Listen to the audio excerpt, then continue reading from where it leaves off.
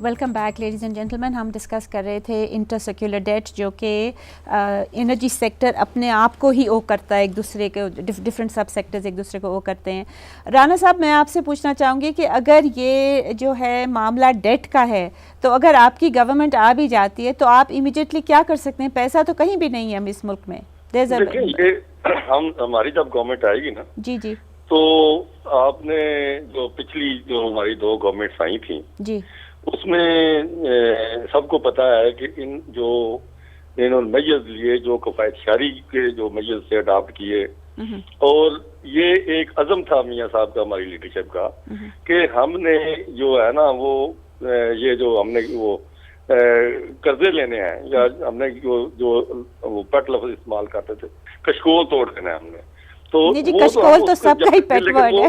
ابھی بھی ہم یہ کہتے ہیں کہ ہم وہ میجرز لیں گے جو ہم یہ جتنی فضول خرچیاں ہیں اللہ تعالیٰ میں جو یہ جو ٹولہ پڑا ہوا ہے اس کو ہم جو ہے وہ بالکل ترک کریں گے, اور انشاءاللہ تعالیٰ ایسے میجرز لیں گے کہ جو اکنامکلی جو ہے وہ ملک جو ہے ہمارے اب ہم نے 10 پوائنٹس دیے تھے ہماری پارٹی نے, ہماری لیڈرشپ نے, کہ آپ یہ 10 پوائنٹس اکنامک 10 پوائنٹس دیے تھے.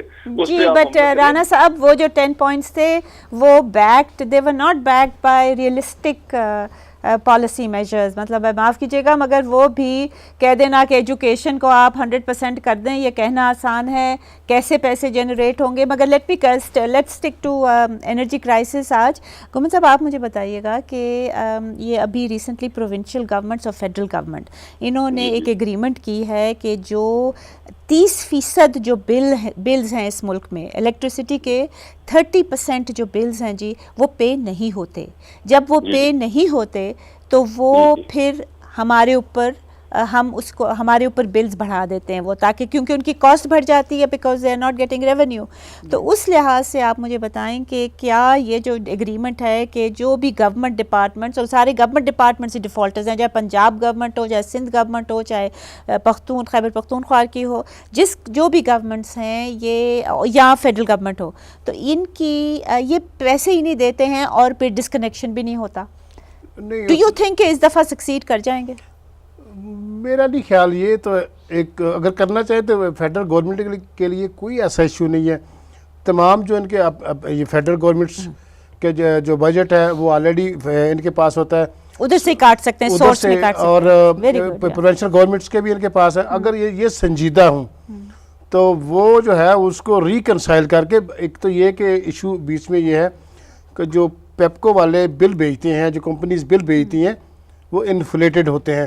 وہ بھی سمجھتے ہیں کہ یہ سرکاری محکمہ ہے, کسی نے چیک ہی نہیں کرنا کہ بل کتنا ہے, کتنا کنزیوم ہوا ہے. اگر مطلب 1000 یونٹ ہوئی ہے تو وہ بھی 1500 ڈال دیتے ہیں کہ چلو ان کے کھاتے میں ڈال دو.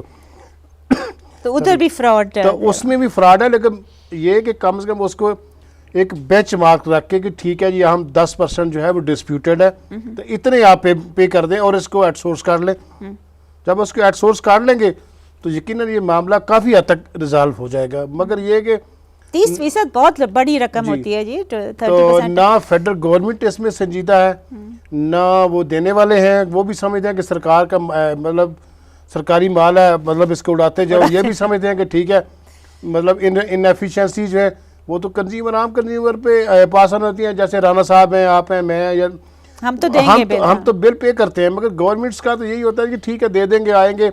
اور پھر گورنمنٹ کے درمیان بھی یہ کہ ہر ایک نے پیسے مانگنے تھے فائنانس سے, اور فائنانس والے جو ہیں وہ کسی کمپنی میں ہوں یا کسی سرکار میں ہوں, ان کا یہ کام ہے کہ پیسے دینے نہیں ہیں. تو اس لیے وہ بھی ڈیلیز بیچ میں آ جاتی ہیں. مگر ان کا over all macro economic picture ہوتی ہے, جس سے کہ بجٹ ڈیفیسٹ جو ہوتا ہے ان کو بھی وہ بھی کنٹرول کرنا پڑتا ہے. رانا صاحب آپ سے پوچھنا چاہوں گی, میں اس میں تھوڑا سا بھی ایڈ کرنا چاہوں گا. جی کہ میں نے اس اسٹینڈنگ کمیٹی میں یہ بھی کہا تھا اور 2-3 دفعہ کہا ہے, کوئی اس میں کوئی سیریسلی اس کو کنسیڈر نہیں کرتا میری پرپوزل کو.